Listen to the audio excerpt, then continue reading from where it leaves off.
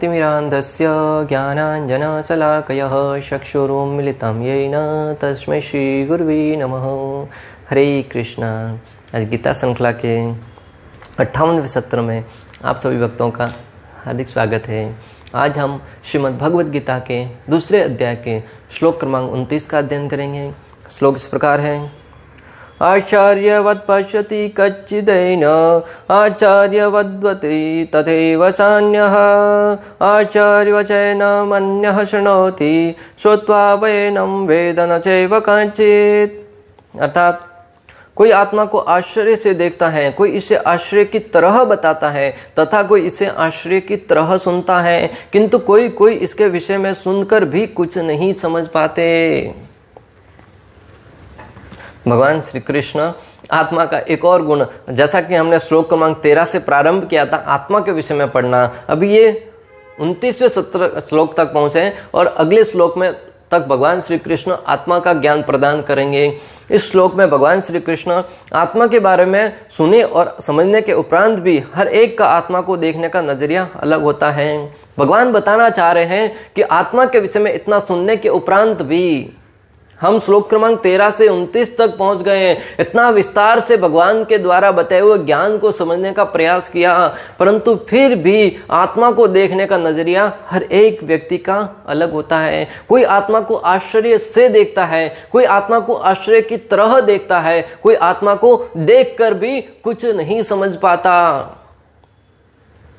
तो हमें देखना होगा, ये यहाँ पे ये सिद्धांत, बहुत ही सुंदर सिद्धांत स्थापित होता है कि हर एक व्यक्ति की मति अलग अलग होती है, हर एक व्यक्ति के समझने का तरीका अलग अलग होता है। श्रील प्रभुपाद तात्पर्य में लिखते हैं कि भगवान जो ज्ञान अर्जुन को प्रदान कर रहे हैं वह ज्ञान आज तक कितने जीवों ने प्राप्त किया, परंतु जिसने अर्जुन की भांति भगवान की बात को समझा, अर्जुन की भांति आत्मा के विषय में ज्ञान अर्जित किया, उन सबका कल्याण हुआ है।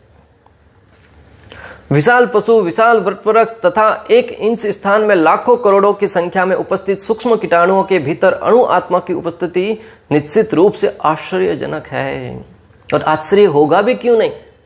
श्रील प्रभुपाद तात्पर्य में लिखते हैं कि विशाल पशु, एक विशाल पशु हाथी जितना बहुत ही विशाल पशु है, और उसके अंदर एक छोटा सा अणु आत्मा, जितना आत्मा की जो आत्मा की साइज हमारे शरीर के भीतर है वही आत्मा की साइज हाथी के भीतर भी है। इस केस के अग्रभाग के 10,000वें हिस्से के बराबर। तो एक छोटा सा, जिसके आकार को हम न तो देख सकते हैं न नाप सकते हैं, उस आकार का आत्मा पूरे हाथी के शरीर को चलायमान करता है, उस शरीर को नियंत्रित करता है। उस आत्मा के देखने पर आश्चर्य तो होगा ही कि इतना छोटा सा आत्मा इतनी शक्ति कहां से रखता है। विशाल पशु, विशाल वटवृक्ष, एक वटवृक्ष देखते हैं कितना बड़ा विशाल होता है, और वो उत्पन्न कैसे होता है, उसके एक छोटे से बीज से, छोटा सा दाना जमीन में डाला और उस बीज से धीरे धीरे बढ़ते बढ़ते वो इतना विशाल वटवृक्ष बन जाता है कि देखने में, कभी देखने से किसी को अगर बताएंगे कि ये छोटे से कण से उत्पन्न हुआ है, इतना आसानी से उसे स्वीकार नहीं किया जा सकता। क्यों? क्योंकि इतना विशाल वृक्ष एक छोटे से कण से कैसे प्रकट हो सकता है। तो जो आश्चर्य से देखने का तरीका है उसके बारे में उदाहरण द्वारा श्रील प्रभुपाद समझा रहे हैं कि किस प्रकार हम आश्चर्य से आत्मा को देखते हैं। एक विशाल पशु को देखकर हम ये सोचते हैं कि इसके पीछे मात्र और मात्र छोटा सा अणु आत्मा है और इस शरीर को चलायमान कर रहा है। एक विशाल वटवृक्ष को देखकर हम देखते हैं कि ये वटवृक्ष मात्र और मात्र कुछ कण से उत्पन्न हुआ है, एक छोटे से अणु से उत्पन्न हुआ है, और इसको देखकर आश्चर्य तो होगा ही। तथा एक इंच स्थान में लाखों करोड़ों की संख्या में उपस्थित सूक्ष्म कीटाणु होते हैं ना, वो हमें हमारी दृष्टि से नहीं दिखते। उसे देखने के लिए लेंस की आवश्यकता होती है, लेजर की आवश्यकता होती है। उस लेंस को देखने के लिए सूक्ष्म लेंस से जब देखते हैं ना उसको, तब उसके अंदर एक छोटे से स्थान में लाखों करोड़ों की संख्या में जीव उत्पन्न होते हैं। इस वायु के कणों में भी जीव उत्पन्न है, जीव है, हालांकि हम अपनी आंखों से नहीं देख सकते। इसका अर्थ यह नहीं कि जीव नहीं है। ठीक उसी प्रकार एक छोटे से स्थान में बहुत सारे जीवाणु उपस्थित है, और उन एक छोटे से स्थान में, 1 इंच स्थान में इतने सारे जीवाणु को एक साथ देखकर किसी को भी आश्चर्य होना स्वाभाविक है।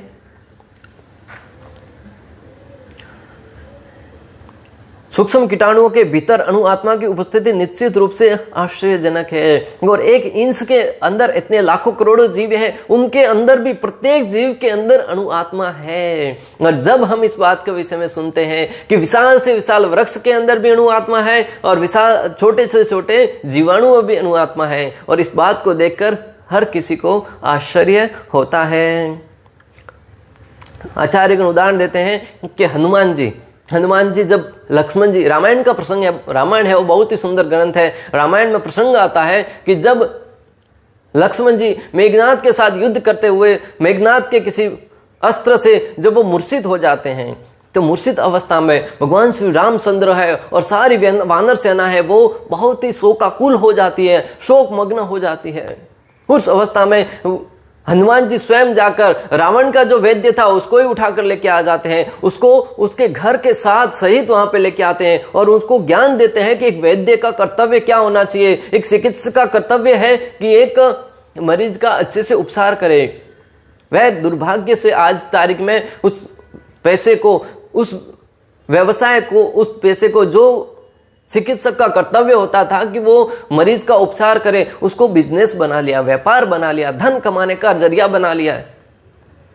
और धन कमाने का जरिया बनने के कारण आज उपचार ठीक से नहीं होता है। एक मृत्यु को प्राप्त व्यक्ति के भाई उपचार किया जाता है, परंतु वहां पे हनुमान जी उस वैद्य की जो कर्तव्य है उनके बारे में ज्ञान देकर बताते हैं कि वैद्य का कर्तव्य होता है कि किसी भी दुश्मन का भी व्यक्ति क्यों ना हो, उनको उपचार करना चाहिए। तो वहां पे जब उन्होंने कहा कि उनकी शरीर एक ही अवस्था में बच सकता है, उनके प्राण है, अगर कोई जाकर संजीवनी बूटी लेके आए तो, परंतु वो पहाड़ है वो बहुत दूर है, वहां से पहाड़ से संजीवनी बूटी लाने में कई वर्षों लग जाएंगे और वहां तक आते आते सूर्य उदय होने से पहले ही आना होगा। अगर उससे बाद में आए तो उनके प्राणों को नहीं बचाया जा सकता है। तब हनुमान जी श्री रामचंद्र के चरणों में प्रार्थना करके आशीर्वाद लेकर तुरंत उड़ान भरते हैं। हनुमान जी जो उड़ान भर के जाते हैं और वहां से जब पहाड़ को उठाकर लेके आते हैं, तब हनुमान जी की स्थिति को देखकर किसी को भी आश्चर्य होगा कि हनुमान जी, हालांकि हनुमान जी शिव जी का अवतार थे, परंतु कोई साधारण व्यक्ति जब देखेगा कि एक साधारण सा जीव जिसके अंदर भी अणु आत्मा है, उस अणु आत्मा के आधार पर इतना विशाल पहाड़ उठाकर लेके आ रहा है, तो आश्चर्य होना स्वाभाविक है। दूसरा उदाहरण देते हैं कि रावण, मान लीजिए कि हनुमान जी तो शिव जी के अवतार थे, रुद्र के अवतार थे, तो उनके अंदर शक्ति सामर्थ्य था कि वो पहाड़ को उठा सकते हैं, परंतु रावण वो तो एक साधारण जीव था। उसने तपस्या के बल पर इतनी शक्ति एकत्रित कर ली कि उन्होंने खेल ही खेल में कैलाश पर्वत को उठा लिया। एक उनके अंदर भी एक सूक्ष्म अणु आत्मा है और वही अणु आत्मा की शक्ति से वो एक कैलाश पर्वत को तक उठाकर अपने हाथ में उठा रहा है। इसको देखकर किसी को भी आश्चर्य होगा। बाणासुर ने खेल खेल में ही पर्वत को उठा दिया और उस पर्वत को उठाते देखकर ऐसे अनेक दृष्टांत शास्त्रों में आते हैं कि खेल खेल में उन्होंने पर्वत उठा दिए, इतने बड़े बड़े कार्य कर दिए, जिसे देखकर, जिसके बारे में पढ़कर सुनकर हमें आश्चर्य होता है। तो ये आत्मा की शक्ति है वो बहुत ही गहन है, बहुत विशाल है। अगर कोई इस बात को समझकर अपनी आत्मा की ठीक ठीक प्रयोग करे भगवान के, परमात्मा के सेवा में, भगवान के आदेश को प्राप्त करने में, तो निश्चित रूप से उनका कल्याण होना निश्चित है। आत्मा को आश्चर्य की तरह सुनना। अनेक कथाकार आत्मा का ज्ञान देते देते स्वयं की तुलना परमात्मा से कर बैठते हैं। आत्मा को आश्चर्य की तरह देखना, आत्मा आश्चर्य की तरह सुनना। हम देखते हैं कि आज तथाकथित अनेक ऐसे कथाकार भी हैं जिन्होंने कथा करने का मार्ग था उनको अपना व्यवसाय बना लिया। हम किसी पर उंगली नहीं उठा रहे, प्रश्न चिन्ह नहीं उठा रहे, लेकिन उन कथाकारों की वजह से लोगों की श्रद्धा है वो भगवान के अंदर से हटती जा रही है। आए दिन ऐसे ऐसे लोगों के बारे में सुना जाता है या षड्यंत्र के द्वारा बताया जाता है, तो लोगों की श्रद्धा धर्म से उठती जा रही है। दुर्भाग्य के साथ, बड़ी वेदना के साथ कहना पड़ रहा है कि ऐसे अनेक कथाकार भी हैं जो व्यासपीठ पर बैठकर आत्मा का ज्ञान प्रदान करते करते इस अवस्था तक आते हैं, कहते हैं कि तुम भी आत्मा, मैं भी आत्मा। आत्मा है वो धीरे धीरे परमात्मा बन सकता है, और आत्मा का ज्ञान देते देते वो स्वयं व्यक्ति अपने आप को परमात्मा बता देता है और अपनी पूजा करने के लिए कहने लगता है कि मेरे नाम का जप कीजिए। एक बार एक व्यक्ति अपने गुरु के पास गया, गुरु से कहा कि मुझे भगवत धाम जाने के लिए, उन्होंने सुना होगा कहीं से तो कि इस भौतिक जगत से छुटकारा पाकर जब तक जीव भगवत धाम में नहीं जाएगा तब तक व्यक्ति सुखी नहीं होगा, बुद्धिमान व्यक्ति होगा। जिज्ञासा उत्पन्न हुई कि भगवत धाम कैसे जाया जाए। गुरु की शरण में दौड़ा दौड़ा चला गया। बहुत ही सुंदर सिद्धांत स्थापित हो रहा है भक्तों, जब भी जिज्ञासा आए आध्यात्मिक विषय ज्ञान के विषय में, तुरंत ज्ञान के गुरु के पास जाकर जिज्ञासा कीजिए, गुरु से उस ज्ञान को समझने का प्रयास कीजिए। व्यक्ति अपने गुरु के पास गया, गुरु से कहने लगा, है गुरुदेव मुझे भगवत धाम जाना है, मुझे उचित मार्गदर्शन कीजिए। जब जब व्यक्ति के जीवन में शंकाएं आई हैं, चाहे परीक्षित महाराज हो, कोई भी व्यक्ति क्यों ना हो, वो अपने गुरु के पास गया है। परीक्षित महाराज ने सुखदेव गोस्वामी से ज्ञान अर्जित किया और अपने जीवन को सार्थक सिद्ध किया। प्रहलाद महाराज ने नारद मुनि से ज्ञान अर्जित किया और अपने जीवन को सार्थक सिद्ध किया। ध्रुव महाराज ने नारद मुनि से ज्ञान अर्जित किया और अपने जीवन को सार्थक सिद्ध किया। श्रील प्रभुपाद ने भक्ति सिद्धांत सरस्वती ठाकुर से ज्ञान अर्जित किया और अपने जीवन को सार्थक सिद्ध किया और अनेक जीवों का भी कल्याण किया है उनके ज्ञान के माध्यम से। आज इस बात से हमें समझना होगा, जब भी जीवन में कोई जिज्ञासा आए अपने गुरु के पास जाकर जिज्ञासा करनी चाहिए। इस भौतिक जगत के किसी असहाय जीव के पास जाने की बजाय भगवान के सच्चे जो संदेश वाहक है गुरु के पास जाना चाहिए। एक संत कहते हैं, इस जगत में तुम्हारे आंसुओं को कौन पोंछेगा, जहां देखो हर एक का दामन भीगा नजर आएगा। इस जगत में तुम्हारे आंसुओं को कौन पोंछेगा, जहां देखो हर एक का दामन भीगा नजर आएगा। इस जगत में आप किसी के पास भी जाकर अपना दुखड़ा बताएंगे, वो उस दुख में भी अपना सुख ढूंढेंगे कि हाँ अच्छा हुआ ये दुखी है।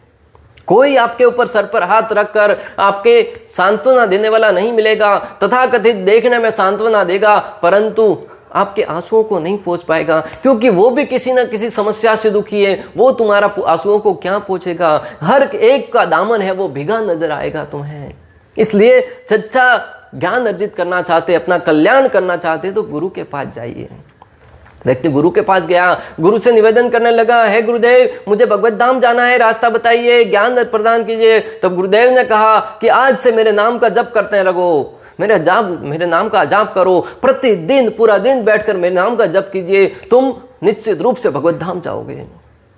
शिष्य था तो थोड़ा बुद्धिमान था, अगर निठल्ला होता तो बैठकर जप करने लगता। तो वो शिष्य कहने लगा, गुरुदेव आपके आशीर्वाद से, आपके गुरु मंत्र से मैं प्रसन्न हुआ, मैं तुम्हें भिक्षा के रूप में, गुरु दक्षिणा के रूप में पूरा का पूरा महाराष्ट्र है वो दान में देता हूं, पूरा का पूरा महाराष्ट्र दान में देता हूं।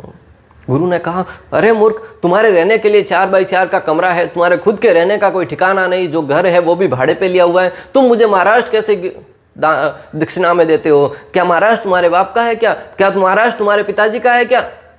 उस व्यक्ति ने तुरंत उत्तर देते हुए कहा, हाजिर जवाबी देते हुए, हे गुरुदेव, जब महाराष्ट्र मेरे पिताजी का नहीं है तो क्या गोलोक धाम आपके पिताजी का है, जो आपका नाम जप करने से मैं गोलोक में चला जाऊंगा?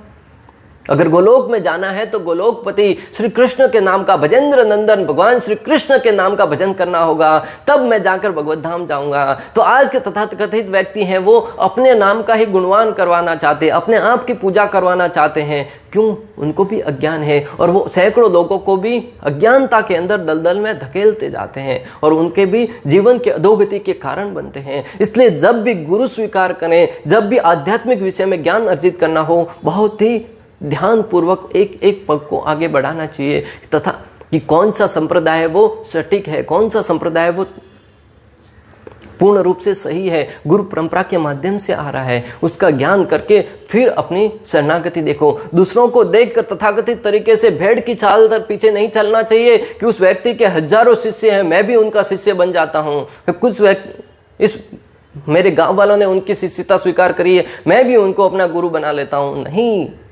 गुरु बनाने के लिए हम अपना एक बच्चे को स्कूल में बिठाना है तब 10 स्कूलों को चेक करते हैं कि कौन सी क्लास, कौन सी स्कूल अच्छी है, कौन सा विद्यालय अच्छा है जहां पर मैं अपने बच्चे का एडमिशन लूं।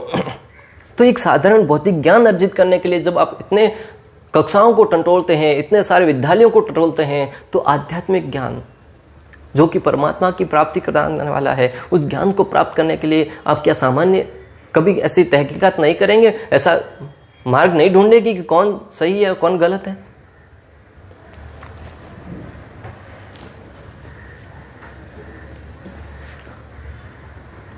कहते हैं कि जीव, देवता, ईश्वर, प्रकृति सब एक ही हैं। और तथाकथित जो साधुगण है, जो जिनको साधु तो कहा ही नहीं जा सकता, जो बहरूपिया है, जो साधु के वेश में अलग वेश धारण करके आते हैं और कहते हैं कि देवता है, ईश्वर है, सब एक ही हैं, आप भी ईश्वर, मैं भी ईश्वर, तपस्या करके हर एक व्यक्ति ईश्वर बन सकता है। उन व्यक्तियों को समझना चाहिए कि हर एक व्यक्ति एक कैसे हो सकता है। ऐसा ही एक व्यक्ति किसी ऐसे साधु से ज्ञान अर्जित करके दूसरे जो ऑथेंटिक गुरु थे, साधु थे, उनकी कथा में जाकर बैठ गया। जब उन्होंने कथा में कहने लगे कि भगवान अलग है, जीव अलग है, जीव जीव है, भगवान है, वो ईश्वर है, भगवान और जीव में गुरु और भगवान और जीव में स्वामी और दास का ही रिश्ता है, कभी जीव भगवान नहीं बन सकता। तब उस व्यक्ति ने अपने गुरु से सुना था कि हम सब एक हैं, वो तुरंत खड़ा हुआ और कहने लगा, गुरुदेव आप गलत ज्ञान दे रहे हैं, मैंने तो सुना है कि हम सब एक हैं, आप भी भगवान, मैं भी भगवान, सब भगवान। तब वो जो साधु थे, बहुत बुद्धिमान थे, उन्होंने कहा आप यहाँ पे किसके साथ आए हैं? जब तक इस भौतिक जगत के लोगों को साधारण उदाहरण द्वारा नहीं समझाया जाए तब तक व्यक्ति नहीं समझता है। उनको शास्त्रों की बात से समझाने जाओ, 1 घंटा 2 घंटा समझाओ, अंत में जाकर कहेंगे सीता कौन थी। पूरा रात भर रामायण सुनाया और सवेरे उठकर कहते हैं कि राम कौन थे, सीता कौन थी। अंत में जाकर वही बात दोहराएंगे। इसलिए इस भौतिक जगत के लोगों को उनके परिवार से संबंधित ही उदाहरण देना पड़ता है ताकि वो बुद्धि उसको ठीक से समझ पाए। उस गुरु ने कहा, उस साधु ने कहा, तुम यहाँ पर किसके साथ आए हो, तुम्हारे साथ में कौन है? व्यक्ति ने बड़ी उत्सुकता में कहा, मेरी माँ है, मेरी पत्नी है, मेरे पिताजी है, मेरे बच्चे हैं। साधु ने कहा, ये जो तुम्हारे बाजू में बैठी वो तुम्हारी बहन है, ये बाजू में बैठी तुम्हारी पत्नी है, जो तुम्हारे आगे बैठी वो तुम्हारी माँ है, तुम्हारे गोदी में बैठे वो तुम्हारे बच्चे हैं। अगर मैं कहूं कि सब एक ही है, तुम्हारी पत्नी है वही तुम्हारी बहन है, तुम्हारी बहन है वही तुम्हारी पत्नी है, तुम्हारी माँ है वही तुम्हारी पत्नी है, तुम्हारे बच्चे हैं वही तुम्हारे पिता है, क्या इस बात को तुम स्वीकार करेंगे? उस व्यक्ति ने तुरंत जल्लाते हुए कहा, साधु व्यासपीठ पर बैठे हो, कैसी बैकी बैकी बातें कर रहे हो? क्या तुम्हें इतना भी ज्ञान नहीं है कि पत्नी है वो कभी बहन नहीं बन सकती, बहन है वो कभी पत्नी नहीं हो सकती, माँ है वो कभी दूसरा स्थान नहीं ले सकती, बच्चे हैं वो बच्चे ही रहेंगे, पिता कैसे बन सकते हैं? तब उस साधु ने कहा, अरे मूर्ख मानस, जब इस भौतिक जगत में तुम एक साधारण सा जीव है, वो अपने परिवार में अलग अलग रिश्ते बना के बैठा है, कोई तुम्हारी बहन है, कोई तुम्हारी पत्नी है, कोई तुम्हारे बच्चे हैं, कोई तुम्हारी माँ है, कोई तुम्हारा पिता है, कोई तुम्हारा भाई है, कोई तुम्हारा रिश्तेदार है। तो जब इस भौतिक जगत में ऐसा नियम है, ऐसा सिद्धांत बना हुआ है, तुम अलग अलग रिश्तों को संजो कर बैठे हो, तो क्या आध्यात्मिक जगत में अलग अलग नहीं होंगे? हर एक देवी देवता का अलग अलग डिपार्टमेंट नहीं बांटा हुआ होगा?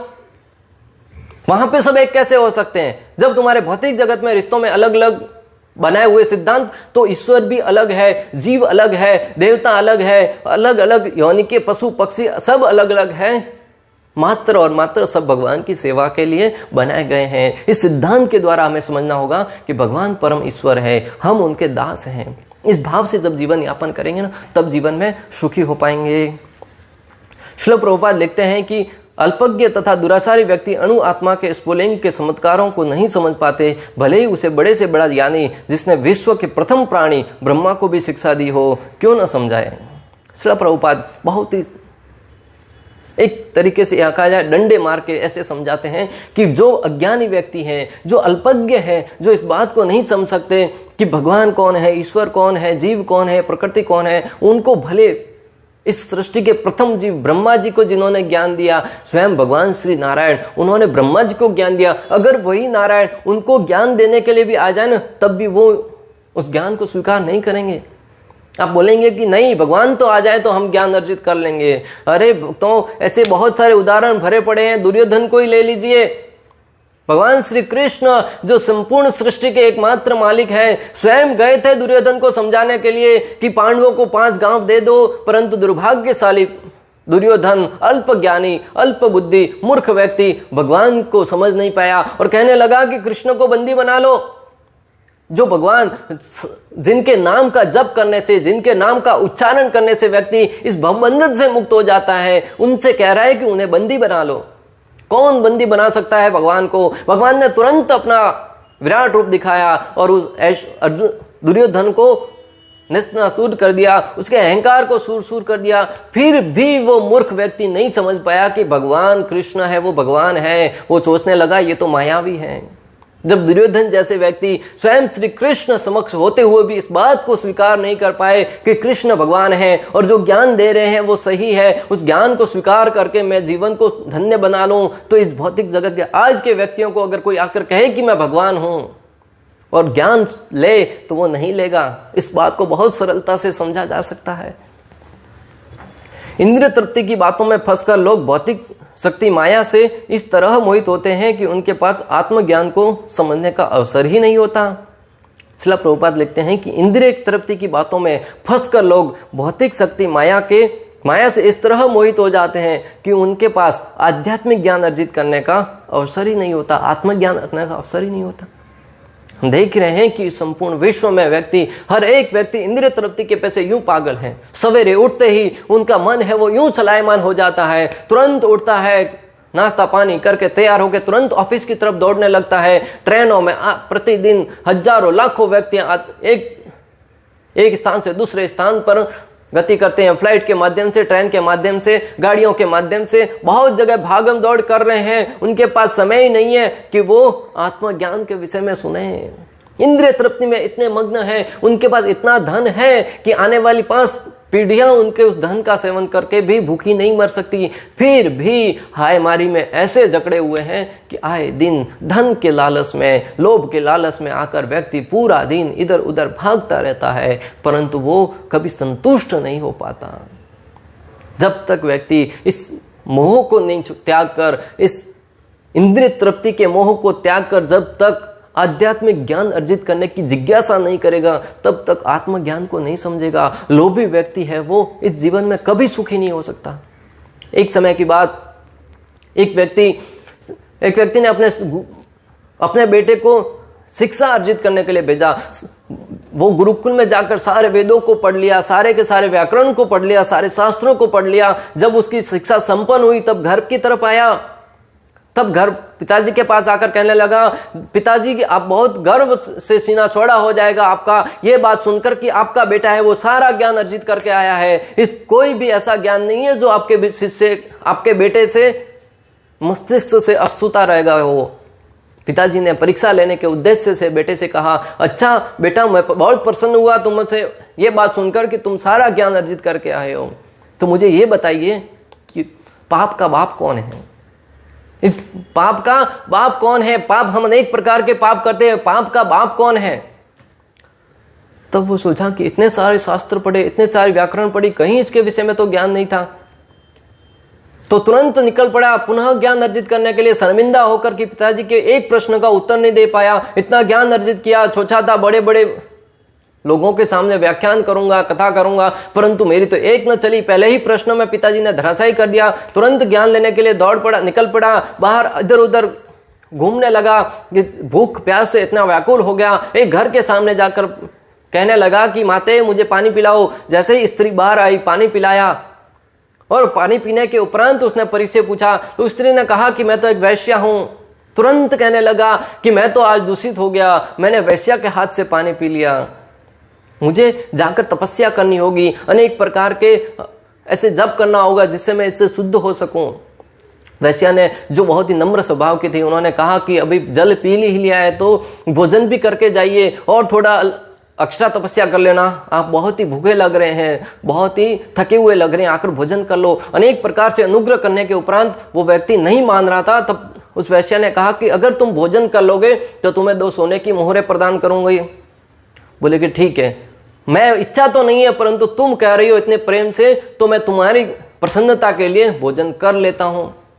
भोजन करने के लिए बैठ गया। बोले कि ठीक है भोजन करूंगा परंतु मैं अपने हाथ से बनाऊंगा। वैश्या ने कहा कि अगर तुम मुझे भोजन बनाने दोगे तो 4 सोने की मोहरें दूंगी। इस प्रकार और कहने लगी कि अगर तुम मेरे हाथ से भोजन खाओगे तो तुम्हें 6 सोने की मोहरें दूंगी। इस प्रकार मोहरों की संख्या बढ़ाती गई। वो व्यक्ति धीरे धीरे मानता गया कि इतना साधना किया, इतने साल तक ज्ञान अर्जित किया, वहां से तो कुछ प्राप्त नहीं हुआ। जैसे ही घर पे आया, पिताजी ने तुरंत पाप का बाप ढूंढने के लिए भेज दिया, यहाँ पे सोने की मोहरें प्राप्त हो रही है, ठीक है वापिस को न जाकर शुद्धिकरण कर लेंगे। जैसे ही वो वैश्या है उनको मुख में निवाला देने के लिए गई, खिलाने लगी, तुरंत एक गड़कर उसके मुंह पे चमाट दे मारा, उसको जोर से ताना मारा और ज्ञान देने लगी कि तुम्हारी व्याख्या जो शुद्ध होने की थी, जो दूसरों को अपवित्र बताने की थी, वो पहले तो थी, परंतु जैसे जैसे लोभ के अंदर आते गए, सोने की मोहरें प्राप्त करने की इच्छा जागृत होती गई, धीरे धीरे तुम्हारी परिभाषा भी परिवर्तित हो गई। तो बोले कि तुम जिस प्रश्न को लेके निकले थे कि पाप का बाप कौन है, यही है पाप का बाप, जो लोभ, तुम्हारा लालच है। तुम्हारा लोभ और लालच यहां तक लेके आया। अगर मैं 10 मोहरें और बढ़ा देती तो तुम कुछ और घिनौना अपराध करने के लिए भी तैयार हो जाते। और आज हम देख भी रहे हैं कि इस विश्व में लोभ में आकर, लालच में आकर व्यक्ति अनेक प्रकार के जघन्य अपराध कर बैठते हैं। ऐसे ऐसे अपराध जिसके बारे में सुनकर ही हमारी तो रूह कांप जाती है। मैं आपको जो बताना चाह रहा हूं कि जो व्यक्ति लोभ से बच पाया है, जो व्यक्ति लालच से बच पाता है, वो व्यक्ति के पास जीवन को सुख और शांति से जीने का नजरिया होता है, सुख और शांति से जी पाता है। लोभी व्यक्ति कभी सुखी नहीं रह सकता। लोभी व्यक्ति अनेक प्रकार का धन अर्जित करके भी सुखी नहीं रह सकता। इसलिए श्रीमद् भगवत गीता के इस ज्ञान को समझकर, अपने जीवन में उतारकर, लोभ लालच से बचकर भगवान श्री कृष्ण जो ज्ञान देना चाह रहे हैं, उस ज्ञान को अपने जीवन में उतारकर निश्चित रूप से अपने जीवन का कल्याण करने का प्रयास कीजिएगा। इस प्रकार श्लोक क्रमांक 29 का भक्ति अंत तात्पर्य पूर्ण हुआ। अंत तक हमारे साथ बने रहने के लिए आप सभी का हृदय पूर्वक, प्रेम पूर्वक बहुत बहुत धन्यवाद। श्रील प्रभुपाद की जय। श्री श्री राधा गोपीनाथ भगवान की जय। श्रीमद् भगवद गीता की जय। हरे कृष्णा कृष्ण कृष्ण हरे हरे, हरे राम